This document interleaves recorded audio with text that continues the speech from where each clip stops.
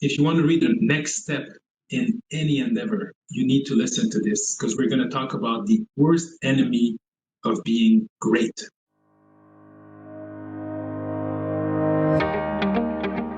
Hi everyone, Jean-Pierre from Medialpha. I hope you're great. In this video today, I'm going to talk about the worst enemy of greatness. And the worst enemy of greatness is not to be bad. It's actually to be good at something. Because the moment we're good at something, we kind of feel that level of comfort. Imagine you want to go and lose some weight. And your goal is to get to 200 from 230. And you start losing weight, you start eating well, and then you see a difference in your body starts to trim down, and then you start shedding the weight, you go on your balance on your scale, and you see the needle going towards your objective, you get excited, and now you get invited to a friend's party, another party, or whatever, maybe not a party nowadays, but you know what, right? You get to have different occasions to try something different. You feel better about your body. So, hey, might as well have that brownie because I love brownies. Why not, right? And things like that. Because the moment we start getting closer to our goal, something happens that makes us feel comfortable because we almost feel like we can reach it. We gain that level of confidence. And, you probably saw that somewhere. Sometimes it's in those moments where we feel like it's the simplest thing that we get hurt because we were not aware or careful about what we were doing. Example, you're looking at something that is like a little bit out of reach and you reach a little bit further than you expected and you try to lift it. It's a little bit heavy, but you're like, I can do it. So you don't take precaution to lift the thing properly, you lift it wrong, and that's where you block your back. You know what I mean? It's the same thing with good to great. There's a book about that, actually, a very interesting book, from good to great. But the idea is more that you have to be careful about that. And you have to be, sometimes, you may have achieved your objective, which is great. But if you don't have the next objective, then you're stuck at good because you're not trying to become excellent. You're stuck at good. So that means that you reach your goal, now you're comfortable, and the next thing that you can do, since you're not moving forward, is not actually that things are staying stable.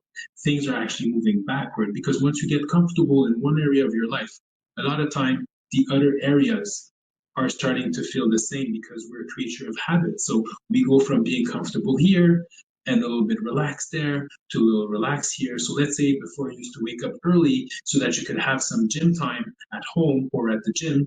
Now that you feel like you achieved your goal, you wake up a little bit later. So because you wake up a little bit later, you start your morning routine a little bit later, or you might skip some step on your morning routine, which destabilize the way you organize your day, and then the rest of your day is the domino effect of a little bit of inefficiencies here and there. So my point is, once you get close to your goal, it's not to reach that goal.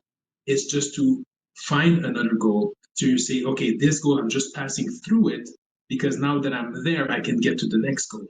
And again, it happens on anything. So it's not about getting further in the same goal. Sometimes it's a goal that is a little bit different, but it is at the same path. Example, I'm going back to weight. If my weight is 230 and I want to get to 200, my next goal doesn't mean that I need to be 180 and then 150 all the way down to zero. That doesn't make sense. It wouldn't be healthy, right? But at the same time, if I go from 230 to 200, I may have to work on some eating habits and some exercising habits. But now that my exercising habits are good and I'm starting some tonus, maybe it's time to see a trainer or to see a nutritionist or to see someone that could bring me further. Example, I did a podcast with Carl. You might want to look at it. The link might be somewhere. But the idea is that you will be able to talk to him and maybe he'll say, well, now it's time to work on your resistance training. Maybe it's time to work on your flexibility. Maybe it's time to work on your cardio. Maybe it's time to work on, this and that aspect of your life, or maybe your posture or whatever it is to get to the next level, because there's always room to get better. And that's where the difference is between the people that are getting to a goal and then sit and are a bit like complacent about it, compared to the people that are always trying to say, okay, what's next and what's next. And it's not that, the people that always look for what's next are never happy. It's not about that. You have to be happy throughout the process. You have to cherish all the little victories. Wow, I went from 229 to 230 to 229. Wow, I'm at 228. Every day is a move forward. Every day you be happy about it. It's not that you're only going to be happy one day when you get to that final step. You have to love the process.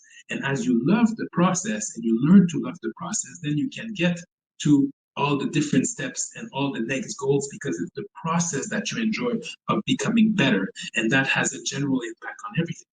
Example for me, when I didn't used to train so much or take the time to have a routine and put in some exercise, I was gaining weight and I was not as energetic in my work. Now that I started to wake up earlier and put some exercise in the morning, regardless, it could be 10 minutes, 15 minutes, 20 minutes, an hour, but a lot of time it could be a lot shorter, but I try to be consistent every day, listening to my audios, reading some books, positive books that help me motivate myself, checking my goals, my dreams, and so on. I have more energy even though I sleep less, but I have more energy to do more in the daytime. I think a lot further about how I want to pass the message to help you guys get better. What are the different ideas that I could bring to you for videos or for content or for services that our team can bring to you, and so on. So my point to you is, if you feel like you're comfortable, it's time to reset and look at your goal and look at your next goal so that you can reach for it. So on this note, be careful about being comfortable, because the worst enemy of being excellent is to be good, not to be bad. So on this note, I hope you love this video. Please share this video with your friends. I hope it will motivate you and motivate them to get to the next step in your life. We love you, and please put a thumbs up and put your comments below. And if you have any suggestions for videos that you'd like to hear about, let us know. We love you. I wish you a very good day. Bye.